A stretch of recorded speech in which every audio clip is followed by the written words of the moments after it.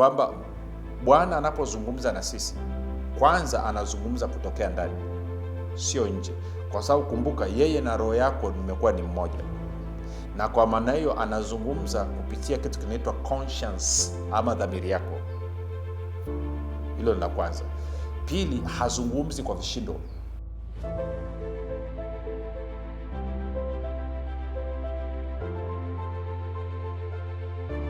Pale ulipo rafiki, na kukaribisha katika mafundisho ya Kristo kupitia vipindi vya neema na kweli. Jina langu naitwa Huruma Gadi.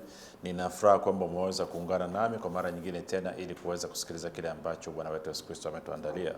Kumbuka tu mafundisho ya Kristo yanakuja kwako kila siku, muda na wakati kama huu, yakiwa na lengo la kujenga na kuimarisha imani yako wewe unayenisikiliza, ili uweze kukua na kufika katika cheo cha kimo cha utimilifu wa Kristo. Tunaendelea na somo letu linalosema anza mwaka mpya na Bwana, na wiki ni ya pili ambayo tunaanza nayo. Na kama unakumbuka, wiki iliyopita tulikuwa tumeanza kuangalia utaratibu mzuri ambao Waebrania 11:6 imetupa.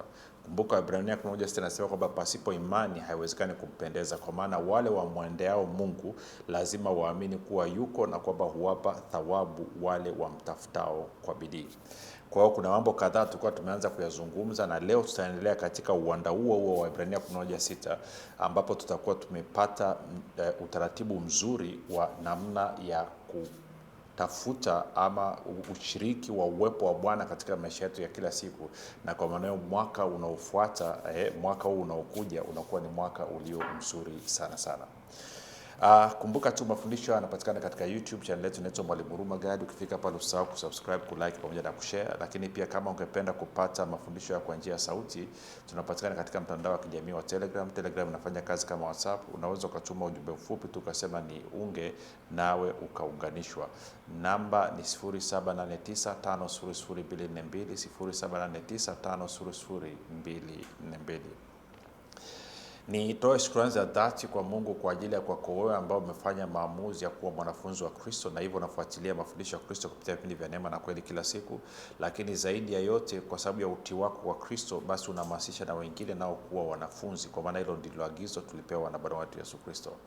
Pia namshukuru Mungu kwa ajili ya kwako wewe ambao unafanya maombi kwa ajili ya wasikilizaji wa vipindi vya neema na kweli, kwa ajili ya kwangu mimi pamoja na timu yangu. Asante sana kwa kusikia sauti ya Roho Mtakatifu na kukubali kuwa partner katika maombi.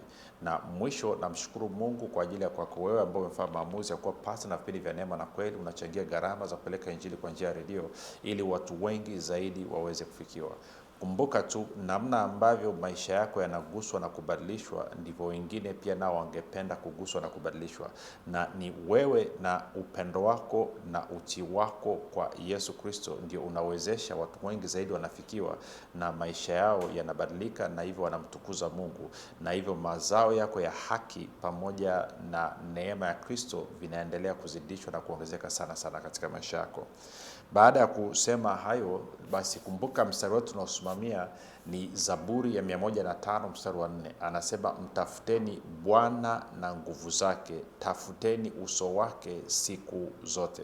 Nikakwambia neno uso, ungeweza kusema pia neno uwepo. Kwa hiyo mtakeni Bwana na nguvu zake, ama mtafuteni Bwana na nguvu zake, utafuteni uwepo wake siku zote. Sasa kumbuka, katika Agano Jipya sisi watu tuliozaliwa mara ya pili, roho yako na Bwana ni moja. Wakorintho wa kwanza 6:17 sana, yeye aliungwa na Bwana ni roho moja naye.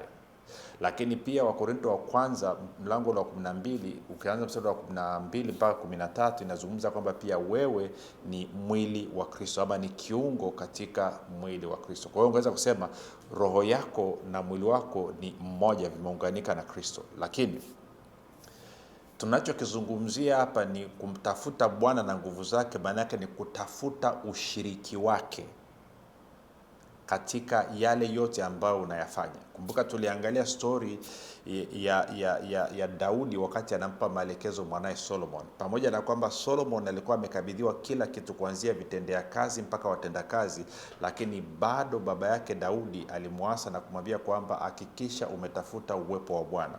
Hakikisha uwepo wa Bwana unakuwa pamoja na wewe ili kukufanikisha na kukushirikisha. Kwa hiyo nikakwambia tunapozungumzia kutafuta uwepo wa Bwana, tuliona kwenye Kumbukumbu la Torati 4:29 anasema unamtafuta kwa moyo wako wote na kwa nafsi yako yote. Kwa hiyo nikakwambia moyo wako ni kama sebuleni, lakini pia moyo wako ndio sehemu ambayo ulimwengu wa roho unapata ruhusa kuja katika ulimwengu wa damu na nyama. Kwa lugha nyingine, moyo wako ndio daraja, na ndio maana ni muhimu ukamtafuta kwa moyo wako wote na kwa nafsi yako yote. Sasa haya tuliyazungumza wiki iliyopita. Kama kusikiliza wiki iliyopita, tafadhali nenda kasikilize, na nitarudia tena.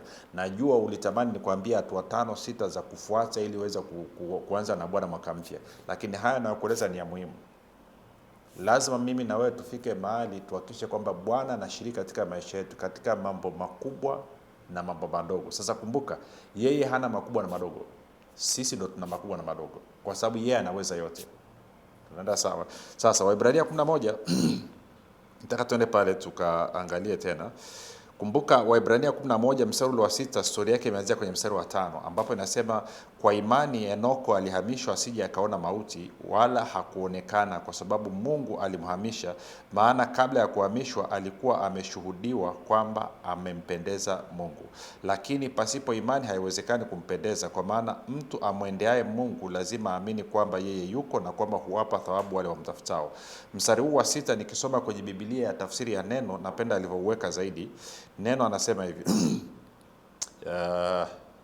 anasema, lakini pasipo imani haiwezekani kumpendeza Mungu, kwa maana yeyote anayemjia Mungu lazima aamini kwamba yeye yuko na ya kuwa huwapa thawabu wale wamtafutao kwa bidii. Sasa kipindi kilichopita ama wiki iliyopita kwenye kipindi cha 7 tulikuwa nimeanza kuonyesha hili, na tukaangalia maisha ya Musa, kwamba kila mara tuliona kwenye Kutoka mlango wa 3, Musa alipopita kwenye kile kichaka ambacho kilikuwa ama kijiti kinawaka moto akiteketei, Biblia inasema Musa akasema nitageuka nione maono haya maana yake nini. Na anasema Bwana alipoona kuwa Musa amegeuka, Bwana akaanza kuongea. Lakini pia tukaona kwenye mlango wa 33 Kutoka hiyo kuanzia ule mstari wa 9 kwamba kila mara Musa alipokwenda kwenye hema kukutania, basi wingu la utukufu la Bwana ulishuka na Bwana akazungumza naye.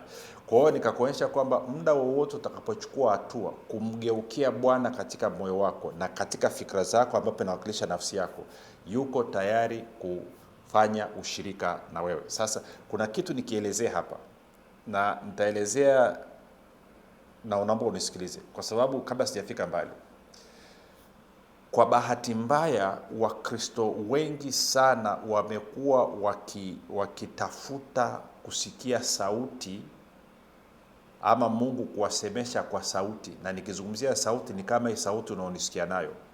Kwa lugha nyingine wamekuwa wakitafuta kumsikia Mungu kwa sauti, kwa maana kwa kupitia masikio ya nje. Lakini sio hivyo tu, na wengine wamefika mbali zaidi, wamekuwa wakitafuta kumsikia Mungu mno kiasi kwamba wanamsikilizia ndani, ambayo ni jambo sahihi. Lakini kuna shida moja, kwamba kwa sababu ya hiyo kiu ya kutaka kuongozwa na kusikia, ambayo ni namna nyingine tu ya kuongozwa na milango mitano ya fahamu, adui ametumia hiyo fursa na kuanza kuwavuruga akili. Sasa hili tatizo nimeliona sana. At least haraka kichwani nafahamu watu kama 5 ambao wamepata shida hii, kwamba katika usongo wao wa kutafuta kusikia kutoka kwa Bwana imetengeneza mazingira ambayo adui ameanza kuwadanganya. Sasa naomba unisikize vizuri. Now, Mungu anazungumzaje? Nitaenda na mifano miwili kwa sababu kumbuka tumesema pasipo imani haiwezekani kumpendeza. Na imani ni, tuliona imani ni kusadiki uwepo wa mambo yasiyoonekana. Kwa hiyo maana yake ni kwamba ili uweze kuhusiana na Mungu asiyeonekana ambaye ni roho, lazima wewe utumie imani. Na anasema hii imani lazima moja umwendee ama umjie ama umgeukie Mungu ndani ya moyo wako. Nakumbuka kipindi kilichopita nilikwambia Bwana Yesu wakati anaongea na mwanamke Msamaria pale kisimani alisema kuabudu sio kwenye milima wala sio kwa Yerusalemu. Kwa nini? Kwa sababu Baba anatafuta watu watakaomwabudu katika roho na kweli. Nikakwambia hilo ndilo ambalo la muhimu. Nikakuonyesha kwamba unaweza ukafanya ushirika na yeye katika daladala, ukafanya ushirika na yeye ukiwa kwenye harusi, kwenye msiba, mahali popote pale. Ndani ya moyo wako, ndani mwako ukageuka ukaanza kufanya ushirika naye. Sasa twende kwenye Wafalme wa kwanza, nadhani mlango wa 19. Wafalme wa kwanza mlango wa 19, wakati wakati Elia amemkimbia Yezebel. Tutaanza mstari wa 11. Wafalme wa kwanza 19 mstari wa 11. Anasema, akasema, toka usimame mlimani mbele za Bwana, na tazama Bwana akapita upepo. Ngoja nirudi nyuma kidogo. Anyway. What? Okay, Elia amemkimbia Yezebeli, ameenda amekaa mahali. Tuanze mstari wa 7 ili tuweze kupata muktadha. Anasema, malaika wa Bwana akamwendea mara ya pili, akamgusa, akasema, inuka ule, maana safari hii ni kubwa mno kwako. Akainuka, akala, akanywa, akaenda katika nguvu za chakula hicho siku 40 mchana na usiku, hata akafika Horebu, mlima wa Mungu. 9. Akafika kunako pango, akalala ndani yake, na tazama neno la Bwana likamjia, naye akamwambia, unafanya nini hapa Elia? Sasa anaposema neno la Bwana, maana yake ni kwamba inaweza ikawa ni neno moja, inaweza ikawa ni sentensi nzima, inaweza ikawa ni paragrafu nzima. Wakati mwingine neno la Bwana linaweza likawa hata ni kurasa 3. Kwa hiyo maana yake neno la Bwana maana yake ni ujumbe mzima, kwamba hayo yote yaliyozungumzwa kuhusu hilo ambalo unaelekezwa. Kwa hiyo anasema neno la Bwana likamjia Elia, naye akamwambia, unafanya nini hapa Elia? Tuko sawa? Akasema, nimeona wivu mwingi kwa ajili ya Bwana Mungu wa majeshi, kwa kuwa wana wa Israeli wameacha maagano yako na kuzivunja madhabahu zako na kuwaua manabii wako kwa upanga, nami nimesalia mimi peke yangu, naona wananitafuta roho yangu waliondoe, watafuta nafsi yangu waniondoe. Kwa hiyo ndio kichomfanya akakimbia. 11. Akasema, toka, yani Bwana anamwambia, toka usimame mlimani mbele za Bwana, na tazama Bwana akapita upepo mwingi wa nguvu, ukapasua milima, ukaivunjavunja miamba mbele za Bwana, lakini Bwana hakuwamo katika upepo ule. Na baada ya upepo tetemeko la nchi, lakini Bwana hakuwako katika lile tetemeko la nchi. Na baada ya tetemeko la nchi kukawa na moto, lakini Bwana hakuwamo katika moto ule. Na baada ya moto sauti ndogo ya utulivu. Ukisoma kwa Kiingereza anasema and after the fire came a gentle whisper. And KJV anasema and after the fire a still small voice. Kwa hiyo ngoja tuangalie kwenye Biblia Habari Njema anasemaje, ama neno anasema baada ya moto ikaja sauti ya utulivu ya kunong'ona. Biblia Habari Njema anasema baada ya moto pakatokea sauti ndogo tulivu. Kwa manake Bwana Elia wakati uko kwenye pango, umepita upepo na vishindo vyake, Bwana hakuwepo kwenye upepo. Ukapita tetemeko, Bwana hakuwepo. Ukapita moto, Bwana hakuwepo. Lakini baadaye ikaja sauti ndogo tulivu ya kunong'ona ndani, kiasi kwamba kama hauko makini huwezi kuisikia. Sasa kwa nini nimeleta hilo?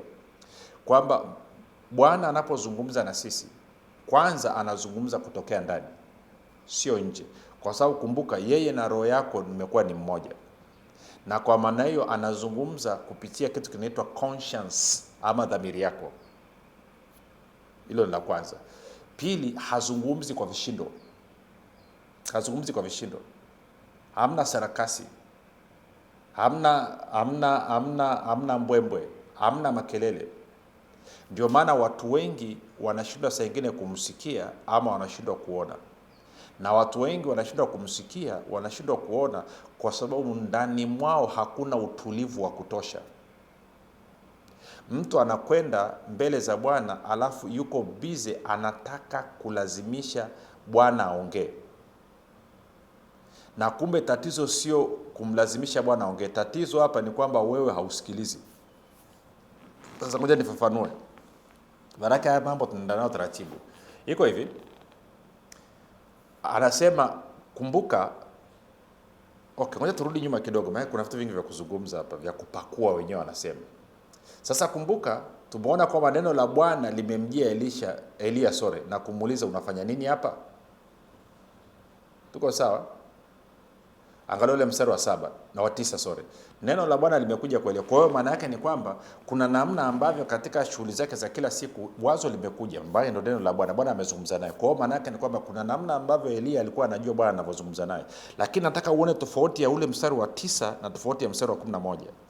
Bwana akamwambia Elia, akasema, toka usimame mlimani mbele za Bwana. Kusimama ama mbele ya uwepo wa Bwana, ama mbele ya uso wa Bwana, ambayo inashabihiana kabisa na agizo tulilopewa kwamba mtakeni Bwana, mtafuteni Bwana na nguvu zake, utafuteni uso wake, uwepo wake siku zote. Kwa hiyo maana yake ni kwamba hii inakuwa sio mazungumzo ya kawaida tu ya kila siku. Mstari wa 9 ni mazungumzo ya kawaida ya kila siku baina ya Elia na Bwana. Lakini kwenye mstari huu wa 11 ni maagizo maalum kwamba anatakiwa aende ajitenge na akae mkao wa kutafuta kukutana na uwepo wa Bwana, kwa sababu Bwana anataka kuzungumza naye. Sijui kama unanielewa. Kwa lugha nyingine, unajitenga kutoka katika mazingira yako, unatoka katika kelele, unatoka katikati ya watu, unatoka katika shughuli zako za kila siku, unaweka simu pembeni, una mitandao ya kijamii unaweka pembeni, alafu unakaa makususi mbele zake ukisubiria kwamba Bwana aseme na wewe. Kwa hiyo tofauti ya mstari wa 9 na tofauti ya mstari wa 11 ndio hiyo. Mstari wa 9 ni kwamba Bwana anazungumza nawe katika shughuli zako za kila siku. Alafu mstari wa 11 unazungumzia mazungumzo rasmi na Bwana. Na tunaposema mtakeni Bwana na nguvu zake, utafuteni uso wake ama uwepo wake siku zote, tunazungumzia mazungumzo rasmi. Hatuzungumzii hii ya kila siku. Unajua, kupe mfano mwingine. Unaona tuliangalia story ya Daudi. Ukiangalia story ya Daudi, unaona kila mara alipokutana na changamoto alifanya maamuzi ya kwenda kutafuta uwepo wa Bwana, kwa lugha nyingine mazungumzo rasmi, official, sio ya kirafiki tena. Ni sawa? Mwingine anasema basi sikuelewi. Okay, nitakuelewa hivi, nitakuelewesha. Kwa mfano, una rafiki yako ni polisi. Tuko sawa? Huyu rafiki yako kila siku anakuja, mnapiga story, mnaongea hayo labda mlisoma wote na nini mnafanya mazungumzo. Alafu kuna siku anakuja amevaa uniform, anakuambia bwana, nimekuja kikazi leo. Maana yake ni kwamba mazungumzo yanayofuata hapo ni tofauti na mazungumzo ya kirafiki ya kila siku. Tunaenda sawa? Kwa hiyo kuna mazungumzo ya kawaida ya kila siku na Bwana ambao mnafanya ushirika naye. Unasema kama nini? Kama vile kwa mfano, lese umekula nanasi limekuwa tabu. Umewahi kumshukuru Bwana kumwambia Bwana, na wewe baba, yani nanasi tamu kweli kweli, yani kwa kweli vitu unavyoviumba, basi unazungumza na hapa, nimelifurahia nanasi ile. Basi ile cha kawaida.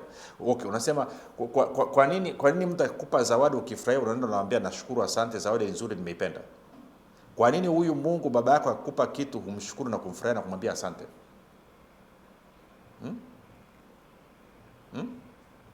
Okay, mfano mwingine, umeenda umekutana na mtu ana shida ya kupumua, alafu wewe unapumua vizuri. Kwa nini ukitoka pale usianze kumshukuru na kumtukuza Mungu kwamba unamshukuru kwa sababu mapafu yako yanafanya kazi sawa sawa, kwamba uzima wake bado unaendelea kushikilia na kuimarisha mapafu yako na kwamba anafanya kazi sawa sawa? Kwa nini ukipita mahali ukaona mtu ana gari zuri na wewe unatembea kwa miguu usimshukuru Mungu, asema Mungu asante kwa uumbaji wako. Kupitia uumbaji wako umeweza kutengeneza vyombo vizuri vya usafiri kama gari hili ambalo linatusaidia kutoka point moja kwenda point nyingine. Kwa kuwa huyo mtu analo, umenyonyesha kitu ambacho unaweza kunifanyia. Kwa hiyo asante, moyo wangu umejaa shauku na matarajio nikijua kwamba liko gari umeniandalia na mimi, kwa sababu wewe ni Mungu usiyekuwa na upendeleo. Sasa hayo ni mazungumzo ya kawaida kila siku. Lakini kuna wakati mwingine una jambo lako, una changamoto yako, kama hivi ambavyo unaenda kuanza mwaka mpya.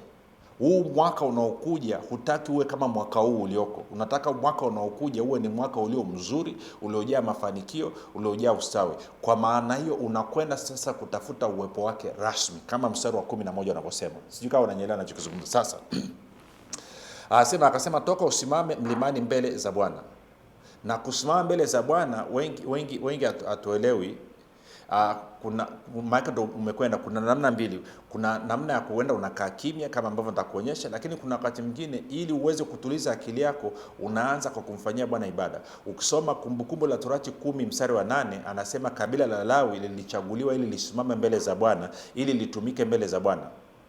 Okay. Kwa hiyo anasema tazama Bwana akapita, upepo mwingi wa nguvu ukaipasua milima, ukaivunja vunja miamba mbele za Bwana, lakini Bwana hakuwemo katika upepo ule. Na baada ya upepo tetemeko la nchi, lakini Bwana hakuwepo katika lile tetemeko la nchi. Na baada ya tetemeko la nchi kukawa na moto, lakini Bwana hakuwamo katika moto ule. Na baada ya moto sauti ndogo ya utulivu, be still. Kwa hiyo maana yake ni kwamba sasa angalia Elia alivyo react. Mstari wa 13. Ikawa Elia alipoisikia alijifunika uso wake katika mavazi yake, akatoka akasimama mlangoni mwa pango, na tazama sauti ikamjia kusema, unafanya nini hapa Elia? Kwa sasa hivi imekuwa sio mazungumzo ya kirafiki, sasa hivi ni mazungumzo ya kimamlaka. Kumbuka mstari wa 9 anambia unafanya nini hapa Elia? Akaona Elia kama anaona kama mshikaji vile. Kwa hiyo akasema rasmi, sasa toka uende, nataka kuzungumza na wewe. Kwa Bwana amekuja rasmi hapa. Na kwa maana alipokuja hapa rasmi, maana yake ni kwamba hii sauti ya pili ama ile swali kwa mara ya pili, unafanya nini hapa Elia, linaambatana na hofu ya Bwana, fear of the Lord. Uwepo pamoja na fear of the Lord. Kuna namna ambavyo roho ya kumcha Bwana inaleta utiisho. Okay, niseme hivyo. Inaambatana na utiisho. Unajua kabisa huyu ni Bwana yuko mbele zangu. Na wengi waliopata encounters za namna hii, wakati mwingine usubutu atakufungua macho. Maana unaona kama tuko sawa. Sasa kuna tofauti baina ya hofu ya Bwana, hofu ama utiisho wa Bwana na hofu ya ibilisi. Hofu ya ibilisi unawaza kukimbia. Hofu ya Bwana ama utiisho wa Bwana ni kama vile unakuwa umeganda, umesisi. Huwezi kukimbia, huwezi kufanya chochote. Kwa lugha nyingine unakuwa uko still. Na ndicho ambacho kinatokea kwa Elia. Kwa hiyo Bwana anazungumza naye sasa. Hali kama hii haitokei kila mara. Lakini na uwezo wa kwenda mbele za Bwana nikatafuta uwepo wake. Wakati mwingine anaweza asiseme na mimi kitu chochote, akazungumza vitu vingine. Sasa nilikuwa nataka kusema kitu hichi. Kosa wanalofanya watu wengi, let's say anataka tuchukue mfano gani? Labda anataka kuacha kazi aanze biashara, ama kuacha kazi aanze huduma. Tuko sawa? Au mwingine anataka kujua kama aame mkoa mmoja kwenda mkoa mwingine, ama mwingine anataka kujua kama aoe ama aolewe na fulani, ama aoe asiolewe na fulani. Kwa akifika mbele za Bwana, kosa wanalofanya watu wengi, maana yake ni kwamba huyu mtu anatumia muda wake wote akiwaza jibu. Maana yake nini? Kwamba anakuwa na shauku na kutamani Bwana aseme kuhusu hilo swali alilonalo. Ukifanya hivyo, moyo wako unafunga. Kwa nani? Kwa Bwana. Kwa lugha nyingine, moyo wako unashindwa kupokea kutoka kwa Bwana aliyoko ndani mwako. Hali kadhalika, ukijiwaza wewe zaidi, ukawaza zaidi, ukaanza kuwaza kwamba nikijibiwa hapa nitakwenda hivi, nitakuwa hivi, nitakuwa vile, nitakuwa vile, mimi hivi, mimi vile, mimi hivi, mimi vile, ama ukaanza kuwaza mimi sitoshi, mimi sifai, mimi hivi, mimi vile, moyo unafunga pia. Kwa moyo ukifunga, maana yake ni kwamba hutasikia kutoka kwa Bwana. Na kwa maana hiyo utasikia mawazo yako, na wakati mwingi utasikia mawazo ya adui. Hivyo ndivyo ambavyo watu wanaingia kwenye kudanganywa. Kwa hiyo watu wengine wanapigwa pressure, na anasema yeye anasikia kutoka kwa Bwana, Bwana anamtumia kuongea. Kwa kuwa wakienda kwenye maombi watu wanatarajia kwamba Bwana aseme kupitia yeye, huyu mtu anaanza kujitia pressure, anajiingiza kwenye pressure. Maana yake ana focus kwake kwamba nisipotoa neno hapa nitaonekana kwamba mimi siko viwango, nitaonekana leo labda nimetetereka. Kwa hiyo analazimisha kusikia kwa kufocus kwake, then ibilisi anamuingizia sauti. Ndivyo ambavyo watu wanaanza kuchanganyikiwa na kusikia sauti ya ibilisi na maisha yao yanavurugika. Sasa wanasema ilitakiwa ifanyike nini? Anachotakiwa kufanya huyu mtu, ama unachotakiwa kufanya ukiingia pale, ukishaeleza kilichokupeleka kwamba Bwana, nimekuja, nataka kujua kama nibakie hapa nilipo ama nihamie mkoa mwingine. Hilo ndo swali nililonalo. Au kama una maelekezo mengine unataka kunipa Bwana, niko tayari kusikiliza. Nikishamwambia hivyo, naachana na hiyo kitu. Akili yangu na moyo wangu vinarudi kwa Bwana. Kumbuka umwambia mtakeni Bwana na nguvu zake, utafuteni uwepo wake siku zote. Kwa hiyo natumia muda mwingine wote uliobakia akili yangu na moyo wangu nikiwa nimeutuliza mbele ya Bwana. Nani? Bwana Yesu. Naweza nikamwabudu, naweza nikamsifu, naweza nikamtukuza, naweza nikanena kwa lugha kidogo, alafu baadaye nikafika mahali nikakaa kimya, nikatulia kimya, kama Zaburi ya 46 mstari wa 10 inavyosema.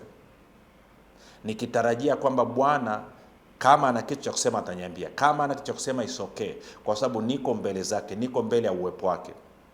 Sijui kama unanipata ninachozungumza rafiki. Sasa hichi kipengele ni muhimu, tutaanza nacho tena kipindi kinachokuja.